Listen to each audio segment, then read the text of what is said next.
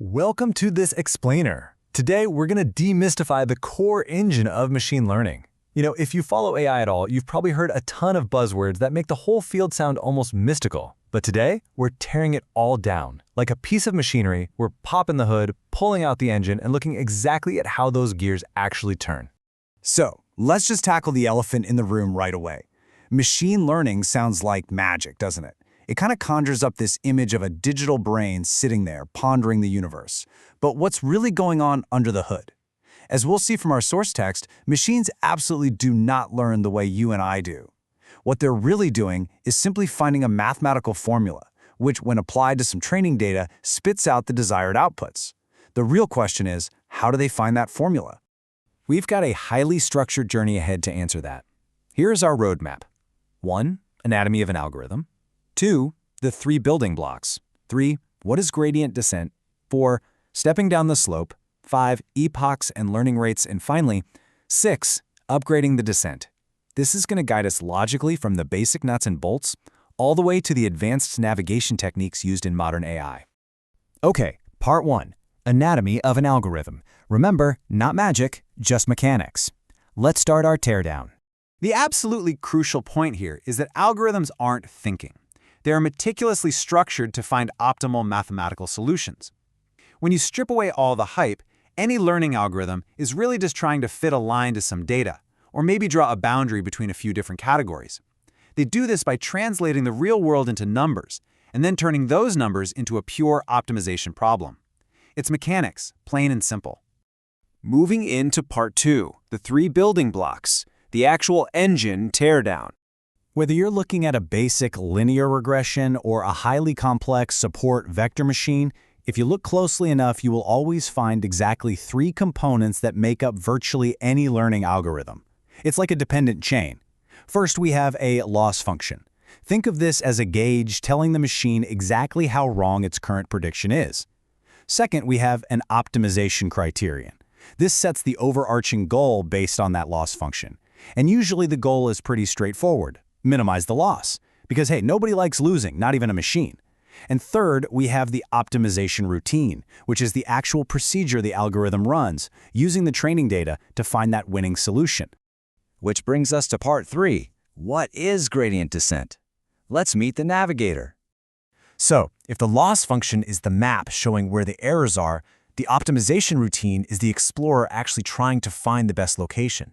And our source text gives us this very technical definition about taking steps proportional to the negative of the gradient. But let's visualize this, because it's actually pretty intuitive. Imagine a blindfolded hiker trying to find the absolute bottom of a massive valley.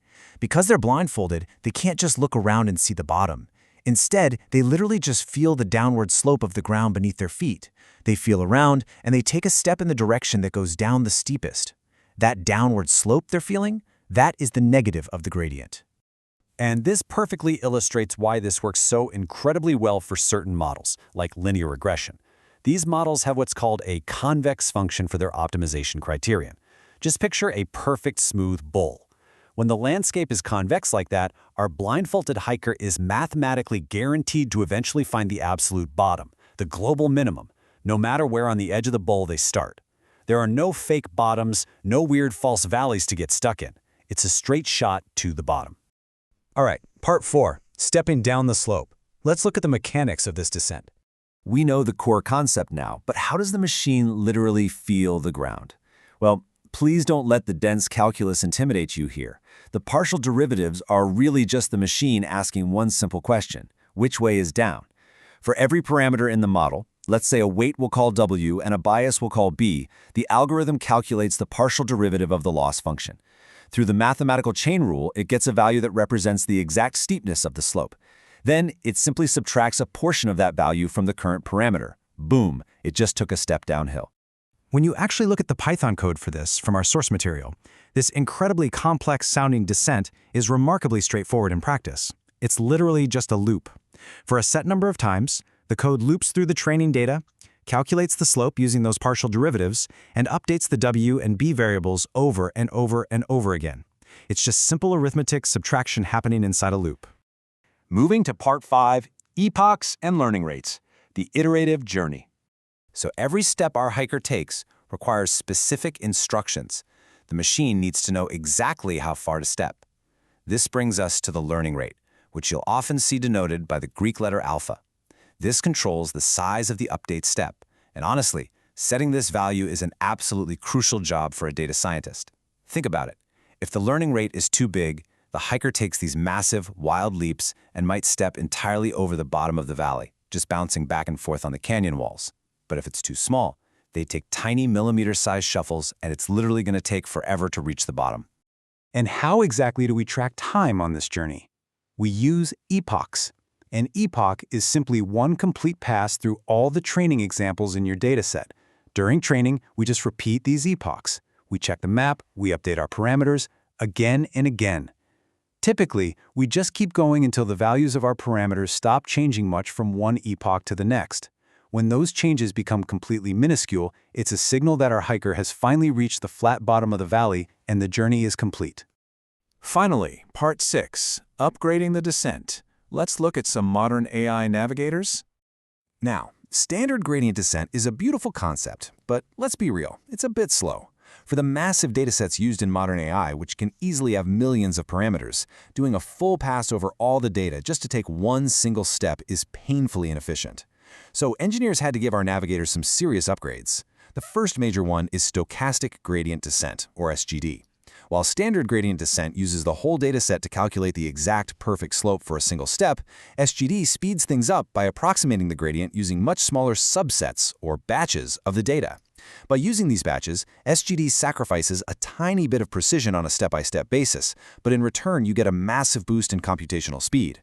The hiker might take a slightly zigzagged path, sure, but they are sprinting down the mountain instead of crawling. And the upgrades definitely didn't stop there. If you read into this stuff, you'll hear buzzwords everywhere. Attograd, momentum, RMS prop, atom. But don't let them overwhelm you. They are all just clever modifications to that same stochastic gradient descent. For example, Attograd looks at the history of the gradients and automatically scales the learning rate down for really steep slopes so you don't overshoot. Momentum literally acts like physical momentum, keeping the descent oriented in a steady direction and reducing all that side-to-side bouncing. Atom combines several of these ideas and is incredibly popular today for training massive neural networks. Really, they're all just brilliant ways to keep our hiker from bouncing around and help them accelerate smoothly down the right path. I really hope this explainer helped you grasp the true mechanics of learning algorithms. We stripped away the magic today and found the real gears, loss functions, optimization criteria, and the incredible navigating power of gradient descent. But remember, this is just the foundation. If these basic algorithms are just simple engines feeling their way down a mathematical slope, what on earth happens when we stack layers upon layers of them, combining millions of these descents together to form deep neural networks? How impossibly complex can that landscape get? That is a fascinating question to ponder, and understanding the basics today leaves you perfectly ready to explore the most advanced AI in the world tomorrow. Keep questioning, keep learning, and I'll see you in the next explainer.